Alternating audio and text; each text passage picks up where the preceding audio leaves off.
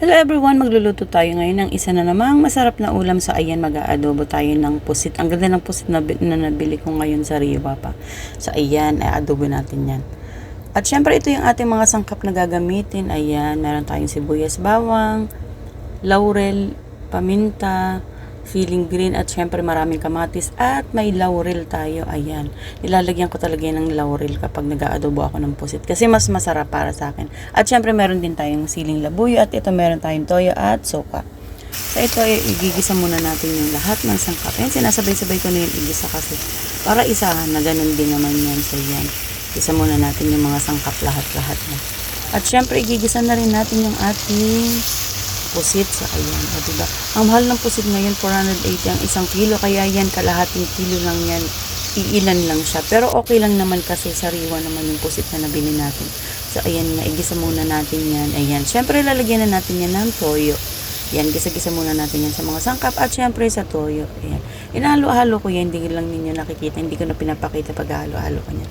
At syempre lalagyan din natin yan ng konting tubig para naman may sabaw yung ating adobong pusit, kasi mas masarap naman to may sabaw, para meron tayong sasabaw sa ating kanin. So ayan, ayan, hayaan lang natin yan na kumulo. So ayan na nga, kulong-kulo na. Ayan, ang bilis lang naman maluto ng pusit, kaya ganyan lang yan, halo-halo lang natin. At syempre nilagay ko na rin yung ating laurel, paminta, at syempre yung ating siling green. So yan, halo-haloin lang natin yan ng ganyan.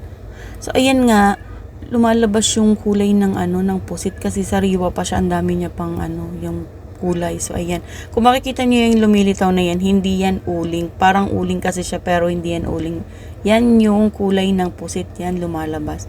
Kaya yan, hinahalo-halo ko yan para naman hindi siya mabuo, hindi siya mamuo yung kulay, para pantay yung niya pagkahalo. So ayan, syempre luto na yan, kaya nilagyan ko na rin yan ng konting suka. Ayan, konting suka lang lalagay natin.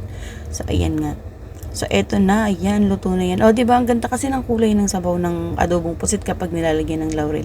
Kayo ba naglalagay din ba kayo ng laurel? So ako, nilalagyan ko talaga yan, kasi para sa akin mas malinamnam, mas malasa, at mas masarap ang adobong pusit kapag merong laurel. So ayan, kanya-kanya naman tayo ng style kapag nagluluto, pero depende naman yan sa ating panlasa. So ito kasi yung sa akin.